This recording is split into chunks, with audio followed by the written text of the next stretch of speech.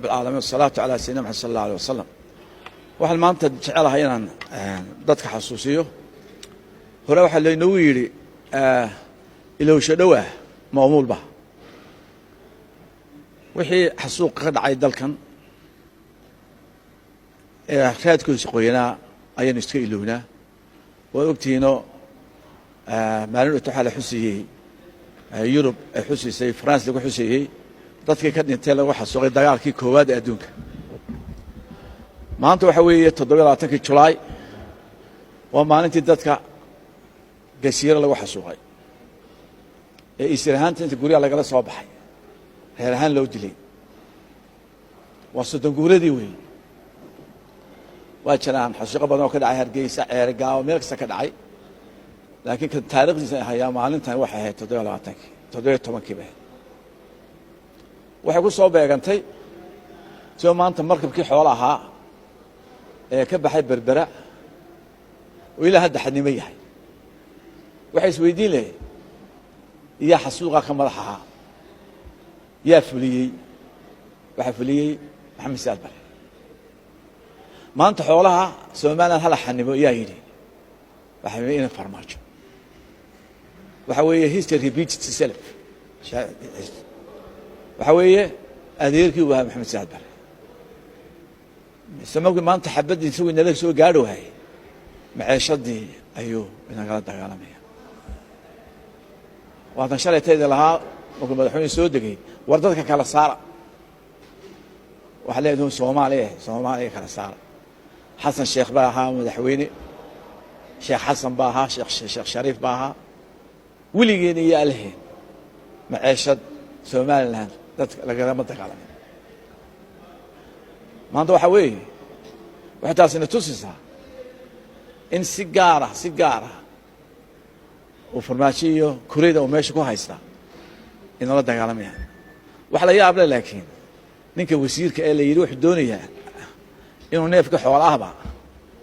وبقول أو كقاطه $1 وهذا صدق مليون حوالها حبان صدق $1,000,000 بصح رئيسانية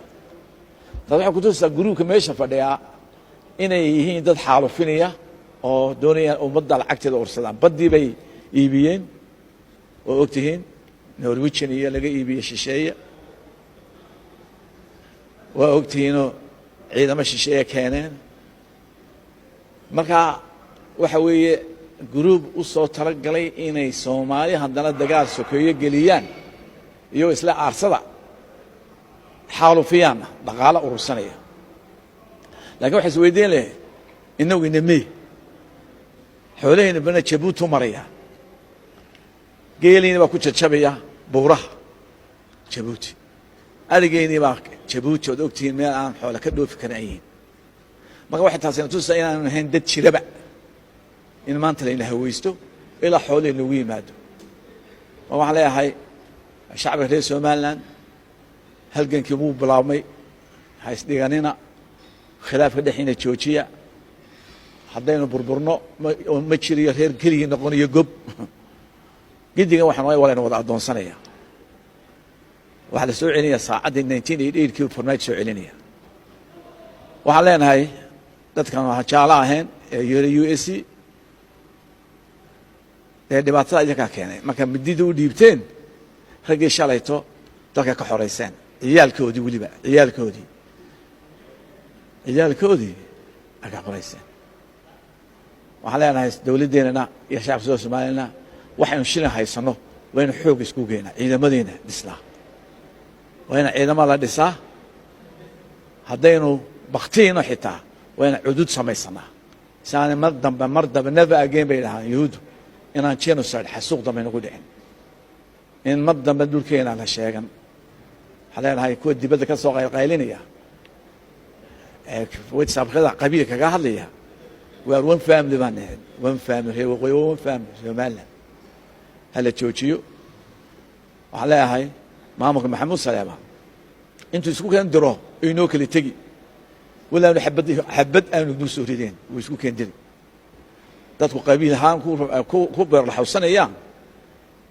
وحينين أن كورر دون نين أن كود تشين دون يانو كورر دب بين قليني يعني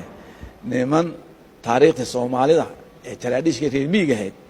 waran lagu ogaa ma ahayn naabaa haysan politicians baa laakiin khiyaamada khariif bay ku hayn laakiin dagaal marka waxaan leenahay dadka tolaaye leh tolaaye ku kaxaysanayaan tolaaye inaga isku tola dadka isku deegaana isku dhaqana isku taariikh ay was dhalay ayaa bal u yeedho intay dhaleen iyo intaa reer Soomaaliya isku eeg waxaan leenahay qolada banaadir waan ka xumay in 150 milyan ee laga qaado Muqdisho 50 milyan waxa qaata dad aan u dhalan oo madax iska dhigaya ayaa mushaar u qaata inta kale diyaarada lagu raaca meel kale cashuura ma jirto Muqdisho la cashuura ila lagu dilaa ila lagu dhoofaa ila lagu soo shaqoola lacagtiina ha bixinina nin aan wadkiisi aanu awood ku lahayn iyo magaaladiina awood ku yeelan gilgisha maxamed saad baraka gilgilateen afar inay kuriyo inay ka gilgilataa ma leh saasan leh dadkeena ha kaceen dhalinyaro kaca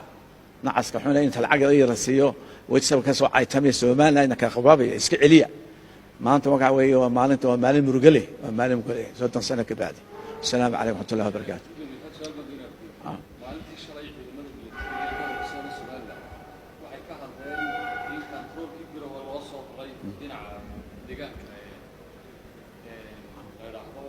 bixin arinta waan runta doonaa ka hadalno caawa insha Allah taala dadka deegaanka deganaa horaan ugu sheegay waxaan wareer garowe daddoon ma waa duldoon waanu sheegayna kuwa magaalada sanaagta bari waa dadkaasi ma dal daddoon oo reer dooniya waa duldoon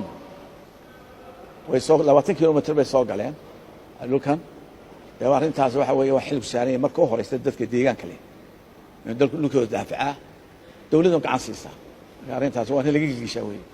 meel kasta waa naga soo galay meel kasta waa inay shakhsado waxay yiraahdeen wax jira ma habaalay laakiin waa tan sheego dabar shaf la cunaa leh shaf la cunaa malihin haddii soo jeesano haddii soo taariikhda dib u raaca wiligan guulayna gama helin dagaal laano inuu dadka ma doondoono dadka ma xumeeno quudkayna siinaa wiliba kii ku diliyaan waxa sooriyayna ya marka waxaan leenahay Soomaaliya ha toosto dawladuna ha shaqeyso madaxweynaha uu maqan yahay xoolo baa taagan wasiirkeena xoolo uu maqan yahay waa wasiirkii xoolaha iyo badda laba wasaarado waaweyn ee la isku riday ande aan function ma shaqeynaya waxa sababka waa in la dadku shaqeyso wala dagaalamaya wala tartamaya waxa ka sugayay inuu farmaasho faataxin oo akhriyo ma ku soo baxay وانا dagaalamaya waa awoogii baad ka riday ninkii kooriska u diray kii waxba aqoonay kii inaan kufsaday kii laga sii daayo wala Mareykanka loo diray mamlakadii baad ka dumisay marka mabduu soo celinaya hada maxaad uga cabanaysaa dala tartan wala ficilta hada dawladda wala ku soo doorto wadanka institutionka shaqeynaya abaadka iska daaya wala tartamaya السلام عليكم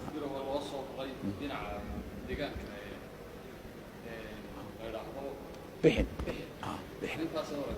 arinta waan runta doonaa ka hadalno caawa insha Allah taala dadka deegaanka deganaa horaan ugu sheegay waxaan wareer garowe daddoon ma waa duldoon waanu sheegayna kuwa magaalada sanaagta bari waa dadkaasi ma dal daddoon oo reer dooniya waa duldoon way soo 20 kilomitir bay soo galeen dhulkan ee arintaas waxa weeye wax xilib saaray markii horeysa dadka deegaanka leh in dalku dhulkooda daafaca dawladdu gacan siisa arintaas waa in laga gigishaa weeye meel kasta waa naga soo galay meel kasta waa inay shakhsado waxay yiraahdeen wax jira ma habaalay laakiin waa tan sheego dabar la cunaa leh shaf la cunaa malihin haddii soo jeesano haddii soo taariikhda dib u raaca wiligan guulayna gama helin dagaal laano inuu dadka ma doondoono dadka ma xumeeno quudkayna siinaa wiliba kii ku diliyaan waxa sooriyayna ya marka waxaan leenahay Soomaaliya ha toosto dawladuna ha shaqeyso madaxweynaha uu maqan yahay xoolo baa taagan wasiirkeena xoolo uu maqan yahay waa wasiirkii xoolaha iyo badda laba wasaarado waaweyn ee la isku riday ande aan function ma shaqeynaya waxa sababka waa in la dadku shaqeyso wala dagaalamaya wala tartamaya waxa ka sugayay inuu farmaasho faataxin oo akhriyo ma ku soo baxay وانا dagaalamaya waa awoogii baad ka riday ninkii kooriska u diray kii waxba aqoonay kii inaan kufsaday kii laga sii daayo wala Mareykanka loo diray mamlakadii baad ka dumisay marka mabduu soo celinaya hada maxaad uga cabanaysaa dala tartan والله ficilta هذا dawladda hoo lagu soo doorto waddanka institutionka shaqeynayaan